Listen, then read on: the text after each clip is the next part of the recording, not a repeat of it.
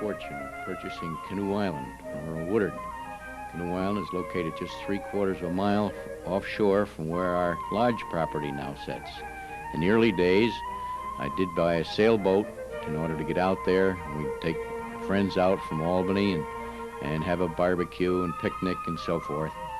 And now we're back up in 1946 when we started to build Canoe Island Lodge. And one of the reasons I like to get into that sort of business because there was always a lot of good-looking girls around. That's a little girl by the name of Agnes Koch, who used to go to Frontier Village, and I guess that gave me the inspiration to start a resort area.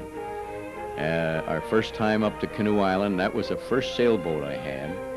Paid $100 for it, and that was the only way we had to get out to Canoe Island. And this old White House was the original building on the property, and the first pile of logs that we had to build our first 6 log cabins with. My dad came up with us to look at the property, and he looked down at the side hill, and he thought to himself, and what he said to me, he said, oh boy, I don't know what you're doing on this side hill, but it don't look good to me. Well, he was a little bit discouraged when I first started. And then after I got going, why, he was one of my best boosters. And that's yours truly, driving a log hook into a log, and Earl Woodard brought his tractor down to skid the logs around to where we were building the first 6 log cabins. This is now and we started April 2nd, 1946. And that goes down to where cabin 3 and 4 are located. And mind you that we started all 6 cabins at one time. I had about 4 help, and we built piers, and they weren't too good to begin with to put our buildings on. Later on, we changed.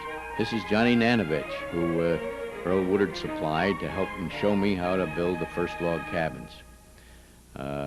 Notching out a notch in a log with a double-bitted axe, and that's where cabin number 1 and 2 is we're working on right there. That's yours truly continuing to build a notch. We ran out of that pile of logs you saw there in the beginning, and then Earl Woodard supplied another truckload of real nice straight long logs that really worked very nicely. They were used mostly for topping logs. The fellow on the left is Dick Silverthorne, and every time his axe struck, he'd go, oh, oh, and every time you heard that grunt, you know he was busy.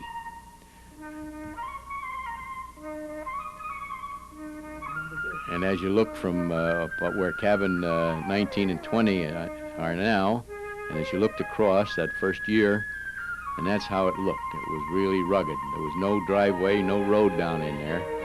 We pushed most of our equipment down on a wheelbarrow, and with that tractor to skid the logs around. Now this is cabin 3 and 4, and Sam Gray is on the left, and the other boy, I can't remember his name, he was from England. And this is our first guests. Believe it or not, Ken and Helen Dyer. They arrived June 15th, 1946. And they were on their honeymoon, and another couple at the same time came, Mr. and Mrs. Kelly. Now, I've heard from the Dyers, but never from the Kellys again. And we needed a dock, so we just went right ahead and built one. We didn't know much about it, but we went right ahead and did it. That's Stephen Lang from Lodi, Ohio. He was about 15 years old when he worked for me, and what a great boy he was. He was just a worker and a good kid. He had to go into war at Korea and went to Korea, and he came back home and he was intending to come back to work for me, and just prior to coming back, the boy met up with an accident and lost his life. What a shame. This is in those days, we had a Star sailboat. We always featured sailing at Canoe Island Lodge, and that was an old boat. And these are some of our very first guests the first year. The little girl on the right, Virginia Graham. She came back in 1948 to be my secretary, and she stayed until I announced my engagement to Jane. I used to take little Jimmy piggyback on my back, on water skis. And I said, now when we get going, you climb up onto my shoulders and you wave to the camera as we go by. So she waved to the camera, and then she puts her hands in front of my eyes, and that's what happened. But fortunately, I still love to swim, and that's Jim Gray. We needed a boathouse, so we went right down on the lake and cut the ice out and started to build a boathouse. Now, we'd never built one before, but that's the cribbing made of 6x6 pine timbers, and we went over to the island. We had a lot of rock over at the island near the shore, and that old Army truck, we loaded it up with rock and brought them back and made the cribbing for the first boathouse. Right back across the ice. Right across the ice, oh yeah. This is, now we're in the fall of 1947, and we needed a main lodge, and this is nothing but a transit or a leveling instrument, and we're locating the original corners of the main lodge building. Those are called ledger boards and batter boards, and where he's putting that pencil mark will be the top of the foundation for the first floor. Now that big chestnut oak tree, which is hardwood, was right in the way, so we cut it down. And every time we cut a tree down, we always save the butt logs and cut the top limbs up for firewood. So we tried never to waste anything. This is my beer drinking friend from Boaton Landing, Mert Hill. He loved a job like this because he could lean. he was, oh yeah, he loved that because he could just lean. He was never too ambitious, but fortunate enough to, and this fellow was a French teacher prior to coming to work for me, taught French up in Canada, and he mixed cement for 21 days in a mortar box, and I laid the stone. Now in those days, a stonemason earned $2 an hour, and I thought, my God, I got to learn how to do that. $2 an hour would seem to me like a tremendous wage, $16 a day. So I picked up laying stone and learned how to do it very quickly. From an old stonemason by the name of Ray Frazier. And I laid all the stone in the original foundation. Now that stump, or tree we cut down, that stump is right in the way, so Mert went up to Bolton. He borrowed 2 sticks of dynamite, and we're going to blast that stump out of there. Now, as you see that first stump charge go off, watch. It blew the dust off, see? So he says, I'll fix that. He went up to Bolton. He got 4 sticks. Here goes 4 sticks, see? Well, my gosh. After a couple of days, I was down by the lake, and I looked up at cabin number 15, and my gosh, there's a hole right in the roof where one of those chunks went right through the roof. Now we're about November 1st, 1947, and we're laying the first logs on the foundation. And that's Pete Steves, and this fella that's chopping here is a real great man with an axe, Oscar Filbert. He was 65 years old. He married a girl 16. He had 3 kids by her, and there were 2 things he loved to do, and one of them was to cut wood.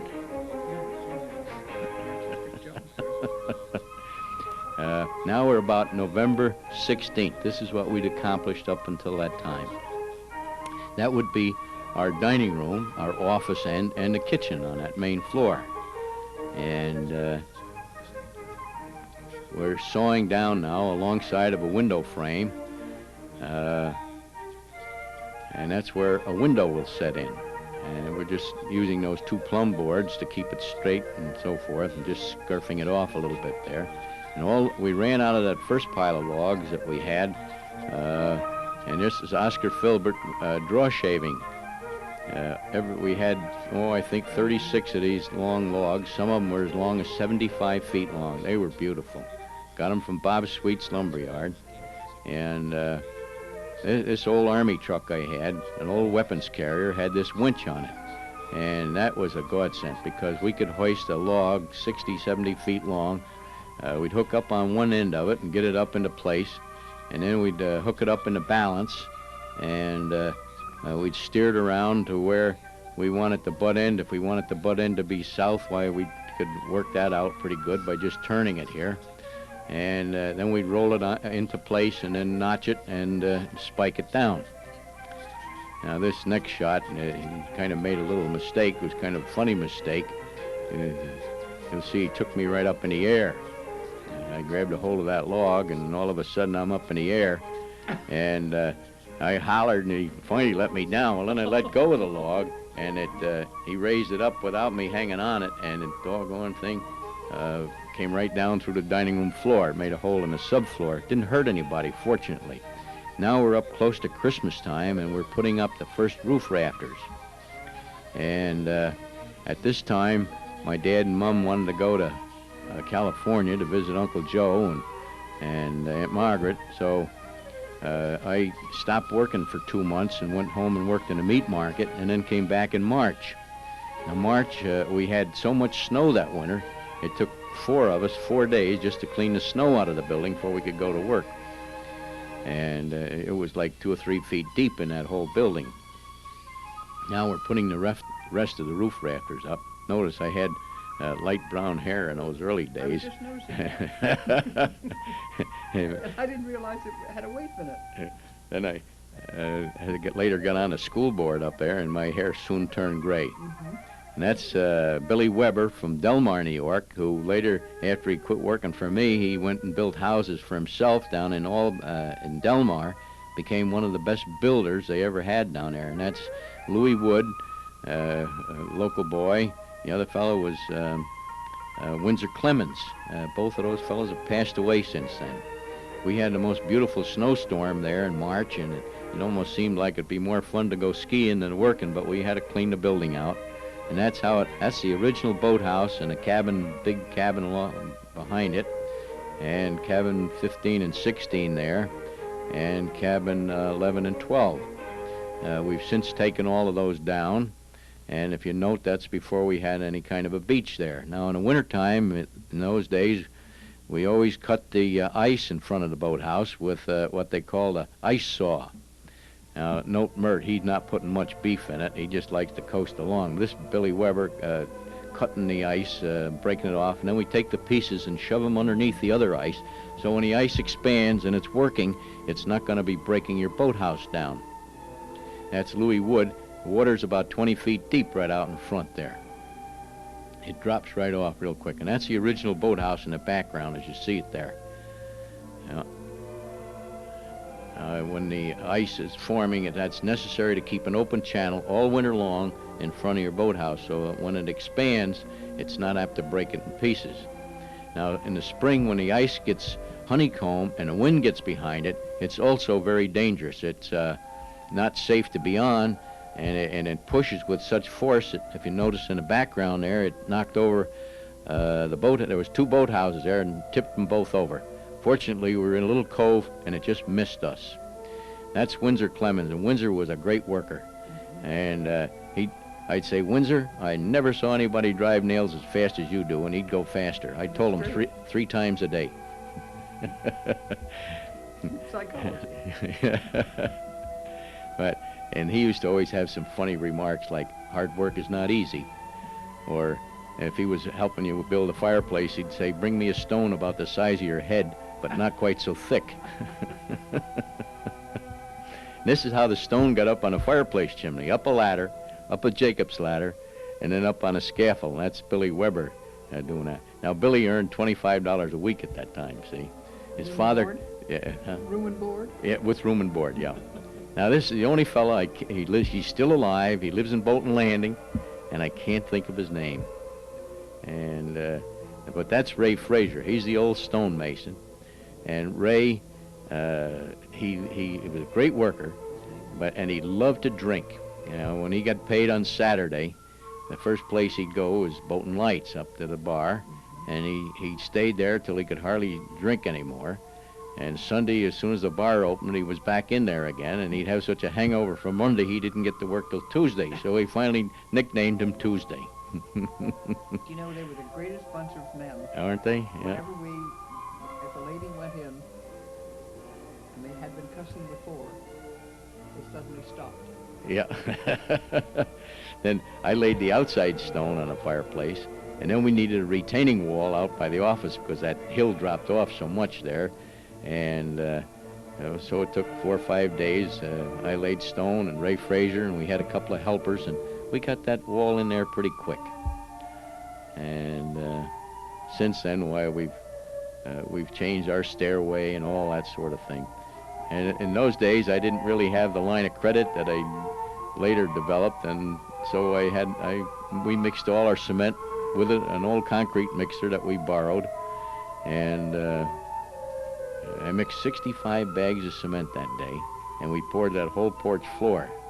Now, if we'd have doing it now and gotten ready mix, in a couple hours we'd have the whole thing poured, and it'd been a lot better. See? But when you first start in and you don't have the money to work with and so forth, you do things maybe a little harder than you should. I think Earl Woodard built the Pioneers.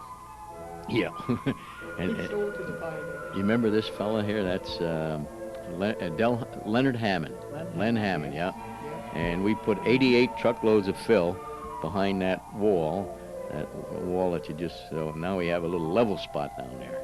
And he was always a clown. That's Len. Yeah, that fella hung himself, yeah. There we add a little commercial into the picture here. Canoe Island Lodge. This is before I got married. Incidentally, I married Jane in 1948, the year I built the main lodge, that spring. And now we're in the fall of, let's see, 1951. And we're getting ready to build what is now known as the dining room, the new dining room. And that tree was right where the base of the fireplace would be, so that had to come out. And this is in addition to the main lodge. Now, that's Vinnie Albrecht. Vinnie worked for me as a boat boy that summer, and he worked all that winter until we got the roof on the building, and then he left and got a job down in New York. He liked sheet metal work. That's my brother-in-law Eddie Way there, cutting up the limbs of those trees.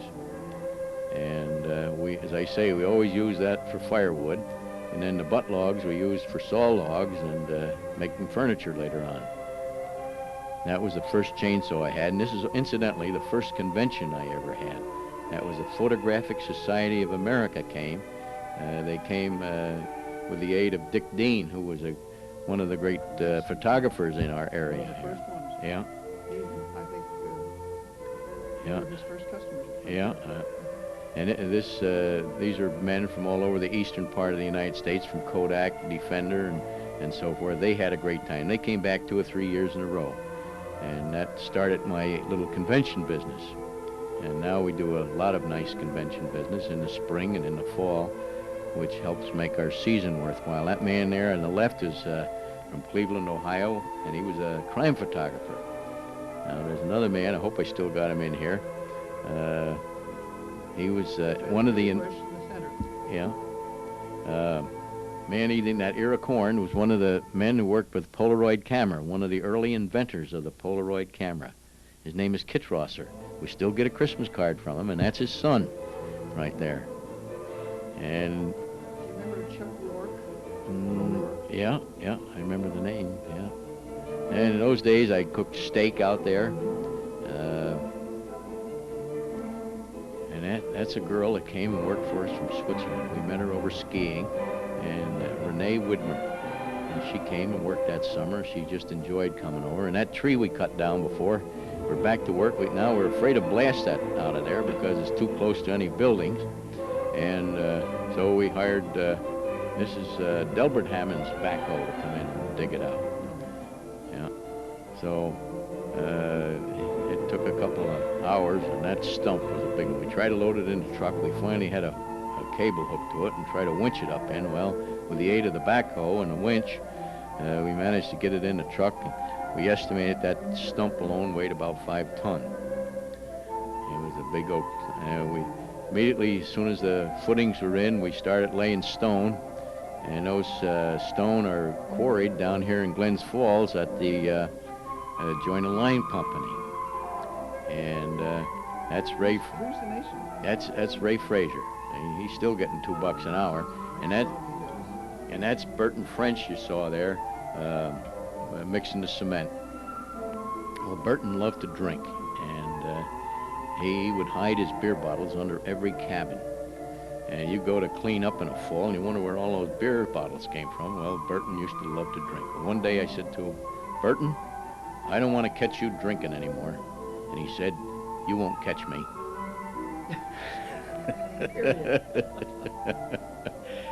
There's the top of the foundation, and that's Ray Frazier and Eddie Way, my brother-in-law, and Hal Seal over there at the left. They carried the stone and so forth.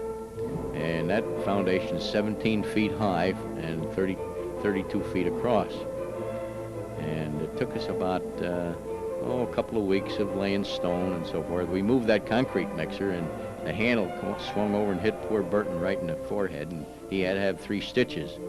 And I swear it made him look a lot better after those stitches were out than he did before. And that's my brother-in-law. Made him look better? Yeah, it improved his looks. That's my brother-in-law, Ed Way. He worked for me for a year and a half or so, and then he finally got a good job. Then he finally got a good job, where he didn't have to work so hard? Well, he worked for Mac McQueen selling trucks and cars. Yes, okay. And that's I always leave a couple extra shovels around, and this gal, Annette Hauk, and she was beautiful. She had nice teeth, and she used to love to help, you know. And of course, we never turned down any volunteer help like that, you know. The name sounds familiar. Yeah, Annette Hauk. And she came for quite a few years. I don't know, she must have got married and didn't come back anymore or something like that. And she used to love to help. And Burton, as I say, he did all the mixing of the cement. And now we've got a little mixer with a little electric. This is our first guest for the men's dorm. And we had good maids. That's I like that. That's Jim, oh gosh. A local man? No, he's from New York. Anyway, Annette loved to help, but he gave her a little reward. Now, that was a 4-inch block, so she's going to get an 8-inch block for me next. Bring me an 8-inch block, Annette. So she gets a better reward. Now, bring me a 12-inch block, Annette. So, here comes a 12. Oh, she gets a better reward. Nothing like... But in the meantime, the audience stops working. Good thing they didn't make the blocks any bigger. But she was so good. And now I bought 3 trailer truckloads of cedar logs. They came from up at the upper end of Scroon Lake, up in a big swamp up there. And the man that owned that swamp, LaFawn. You must know the yes. LaFawn family. Yes. Yeah, he's since passed away. They were at Wenceslas. Yeah, He used to make the Adirondack furniture also. yeah, he He did. built what is now called the Coachman, old Alfonso. Yeah. And And a lot of Victor Vito's log cabins. yeah. Well, he was a real craftsman. And we had to draw shave all those logs. I got the bark on. In the meantime, I bought a roof off a building up in Boaton Landing, which was Melody Manor. A roof? Yeah, I bought the whole roof, yeah. 90 feet long and 45 feet up and across and over and down the other side. And I bought all the boards, the roof decking. They were 2 inches thick. I have Georgia pine, and those are nail pullers we're using, see? You just clamp around the head of a nail and